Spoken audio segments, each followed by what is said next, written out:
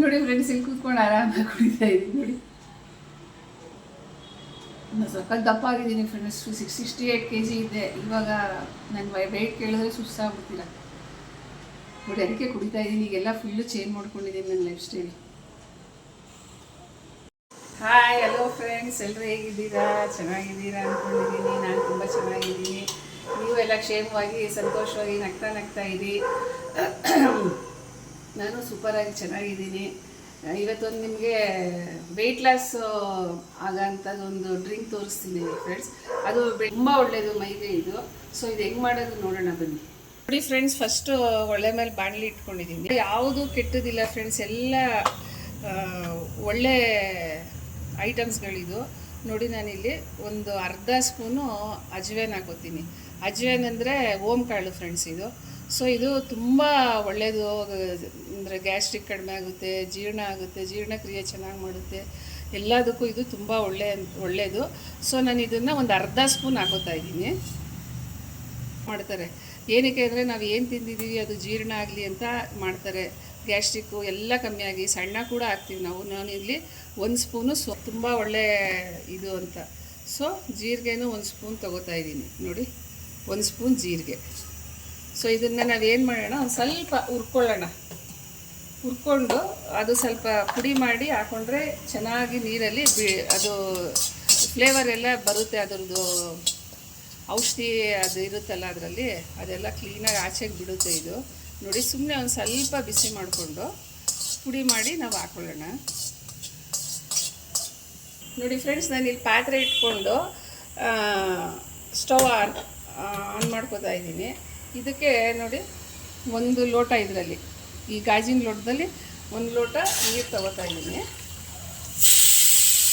ಇದು ತೋರಿಸ್ದೆ ನೋಡಿ, ಇಲ್ಲಿ ಇದು ಈ ಥರ ಸ್ವಲ್ಪ ಪುಡಿ ಮಾಡ್ಕೊಂಡಿದ್ದೀನಿ ಫ್ರೆಂಡ್ಸ್. ನಾನು ಇದು ತುಂಬ ಏನು ನುಣ್ಣಗೆ ಮಾಡ್ಕೊಂಡಿಲ್ಲ. ಒಂದು ಸ್ವಲ್ಪ ಉಗುರು ಬೆಚ್ಚಗೆ ಮಾಡ್ಕೊಂಡು ನೀವು ಈ ಥರ ಪುಡಿ ಮಾಡಿ ಹಾಕ್ಕೊಂಡ್ರೆ ಅದರಲ್ಲಿರೋಂಥ ಔಷಧಿ ಎಲ್ಲ, ಅದರಲ್ಲಿರೋ ನಮ್ಗೆ ಏನು ಬೇಕೋ ಆರೋಗ್ಯಕ್ಕೆ ಅದೆಲ್ಲ ಕ್ಲೀನಾಗೆ ನೀರಲ್ಲಿ ಬಿಡುತ್ತೆ.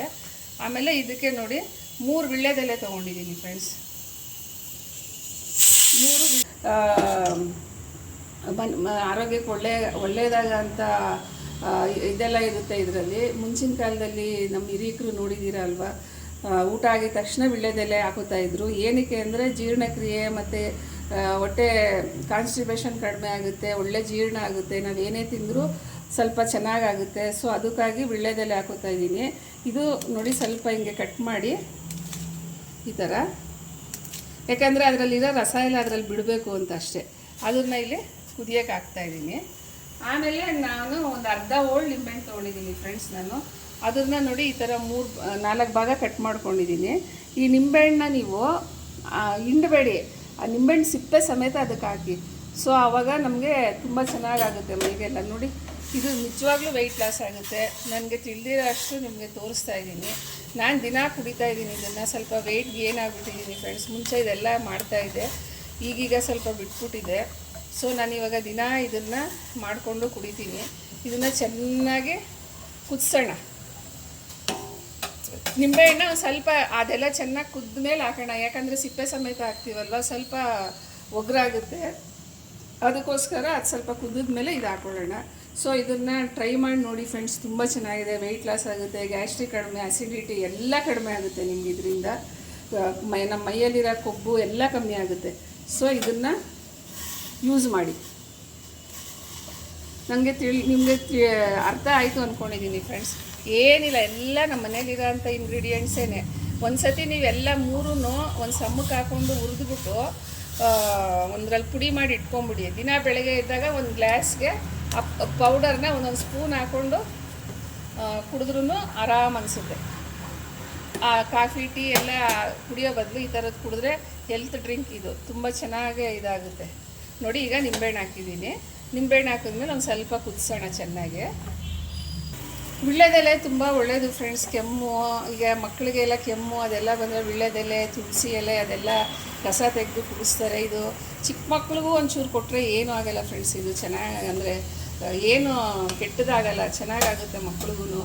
ಊಟ ಚೆನ್ನಾಗಿ ಮಾಡ್ತಾರೆ. ಗ್ಯಾಸ್ಟ್ರಿಕ್ಕು, ಅಸಿಡಿಟಿ ಎಲ್ಲ ಕಮ್ಮಿ ಆಗುತ್ತೆ ಅವ್ರಿಗೂ. ಸೊ ಇದು ನಾವು ಮನೆಯಲ್ಲೇ ಮಾಡಿಕೊಂಡು ಈ ಥರ ಆಯುರ್ವೇದಿಕ್ ಮೆಡಿಸನ್ಗಳು ಇದೆಲ್ಲ ಆಯುರ್ವೇದಿಕ್ ಕಾಲದಲ್ಲಿ ಅವ್ರುಗಳು ಕಂಡುಹಿಡ್ದಿರೋ ಅಂಥ ಮೆಡಿಸನ್ಗಳು, ಈ ಥರ ಡ್ರಿಂಕ್ಸ್ಗಳು ಫ್ರೆಂಡ್ಸ್. ಇದು ಹೆಲ್ತಿ ಡ್ರಿಂಕ್ಸ್, ಇದು ತುಂಬಾ ಚೆನ್ನಾಗಾಗುತ್ತೆ.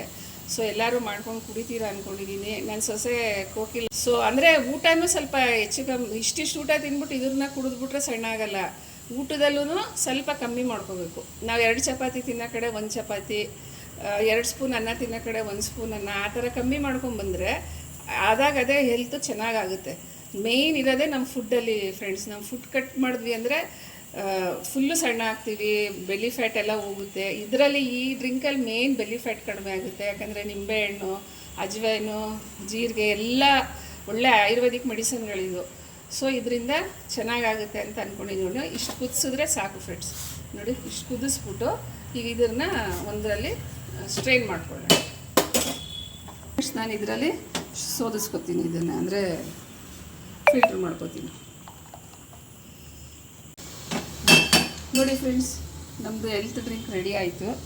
ನೋಡಿ, ಇದನ್ನು ಕುಡೀರಿ, ತುಂಬ ಟೇಸ್ಟಾಗಿರುತ್ತೆ ಇದು. ಒಂದು ಸ್ವಲ್ಪ ಇದಕ್ಕೆ ಏನು ಹಾಕ್ಕೊಂಡು ಕುಡಿತೀರಾ ಅಂದರೆ ಜೇನುತುಪ್ಪ ಹಾಕ್ಕೊಂಡು ಕುಡಿದ್ರೆ ಆರಾಮಾಗಿ ಕುಡಿಬೋದು. ತುಂಬ ಟೇಸ್ಟಾಗಿರುತ್ತೆ ಇದು.